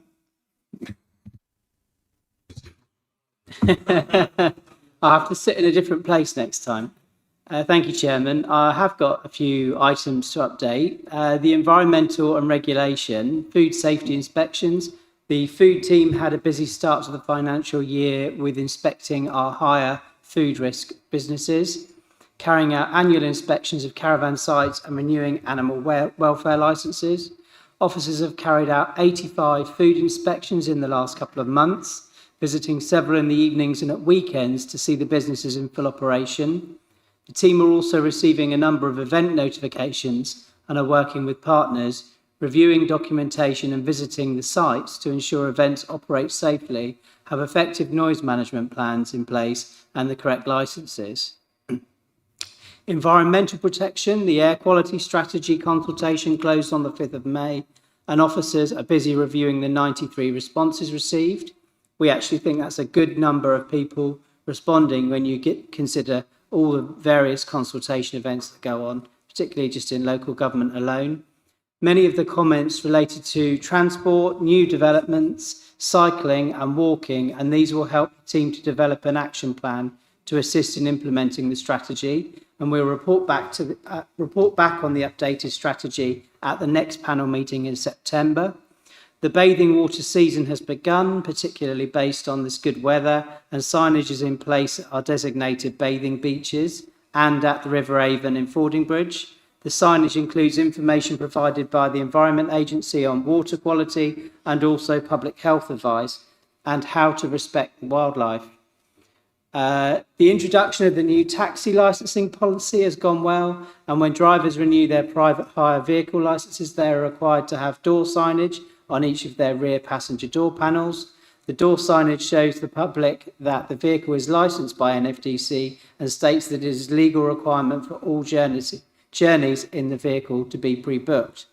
The signage improves identification for the public and any enforcement agencies, and ultimately improves safeguarding for our residents and visitors to the forests. We are continuing with the development of the new cultural strategy for the district and have been working closely with key partners, including Folio, New Forest National Park Authority, Hampshire Cultural Trust and Culture in Common. The draft strategy should be available for consultation at the end of the summer. Emergency planning, resulting from our past 2 community forums, the team are continuing to work closely with several town and parish councils to help them prepare for any possible future adverse weather incidents. We have contacted all to make them aware of the Scottish and Southern Electricity Networks community grant, which can be used to help build community resilience. The fund can support projects such as investing in generators, solar panels, or battery storage for community hubs, and applications can still be made up until the 25th of June. Community safety. The community safety team hosted and delivered a 3-day weapons prevention training programme on education and youth service and community safety professionals with funding from the OPCC. From the 29th of April to the 1st of May, 17 education and youth service professionals and community safety officers attended the training. The training sessions aim to provide attendees with the ability to support young people in making positive choices and cover topics such as weapon possession law, contributing factors towards owning weapons, and the consequences and input of knife crime on individuals, families and communities. I was very impressed by the presentations. Our Safer New Forest community engagement events have been held across the district again this year, with 2 remaining. We've got one on Wednesday, the 2nd of July at Lymington, St Thomas Street car park, and Wednesday, the 9th of July, we've got one outside Totton Police Station. Each year, the District Council hosts community engagement sessions in towns and parishes across the district, and the team is joined by the local neighbourhood police to engage with residents and visitors on topics such as crime and antisocial behaviour. There's an opportunity also for free bike registering. And lastly, on LGR and our engagement with the town and parish councils, on the 28th of April, NFDC initiated and arranged a briefing for the town and parish councils at Lyndhurst Community Centre. We were joined by Hauk and Nafauk, who also gave presentations. It was a successful event and we received positive feedback, and we will endeavour to offer another opportunity later in the year when we know more. That's about it. Thank you, Dan. I only saw you draw breath once there. Any questions? Okay. Actually, it's not a question. I can't even remember where I read it when I was reading through the reports about 1,700 extra people joining the gym clubs. I thought that was quite a good figure. Yes, it's really good. I think it highlights how we've done so well to get the partnership that we have. Freedom Leisure are experts in this field, and I think The recent bad weather that we've had, they'll be glad for, because when the weather's bad, people go and use the leisure centres more. But they'll probably not be so keen at the moment. But I'm very, very happy with Freedom Leisure and the work they do. Good, thank you. Councillor Davis. Thank you, Chairman. Obviously, Tim's covered quite a bit of stuff, as you can imagine, so I'll just mention a few things. The day after the last panel, we attended, you and I, Wildridge View, the official opening in New Milton, which is obviously a care home run for Hampshire County Council, but it's for elderly folk needing care, but it's independent living with care, and that's quite a wonderful facility. It was a pleasure to be there. I also attended, in addition to the ones that Tim showed, the Beckton Centre in New Milton, in Barton-on-Sea, another groundbreaking event. AJC are building 27 flats for Vivid Housing Association. But the good news is we will have nomination rights on those. So that is another very positive step forward, in addition to what Tim has shown already. Nobody will want those CPUs. They're going to be outstanding. They are affordable. They're affordable rent, but that still means affordable rent, not social rent. But yeah, not bad. It's worth pointing out that the Salisbury Road Totton site that we visited will in fact have 8 temporary accommodation units, in addition to the 6 coming on in stream in New Milton shortly. That's a great leap forward as far as I'm concerned. We need more TA properties, so that's pretty positive stuff. And the good thing about the Salisbury Road, of course, is that it's right next door to the shops, and with a huge car park behind it, everything, bus stops outside, is a great location. So that's again very, very positive. The 2 maisonettes that we saw in Brockenhurst, I visited those yesterday very kindly with Tim and with Councillor Adam Parker, the ward member. They are quite stunning, quite frankly. Can I mention the tenure? Yeah, the shared ownership. They're not being made available yet, but they are absolutely stunning. They're a 5-minute walk from the station, 5-minute walk from the pubs and the eateries, and maybe 10 minutes to the shops in the high street. Absolutely beautiful.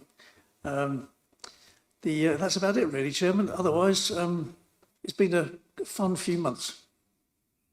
Thank you. Any questions of the portfolio holder? This brings us to the penultimate item, the work programme. If you have looked at the work programme, I'm sure none of you want to add anything to the September. It's another big item to come through, so we just note that, I think. And brings us to item 16. I have no other items that I consider urgent. Can I thank all the officers for the detailed reports tonight and the responses to the questions. Thank you very much.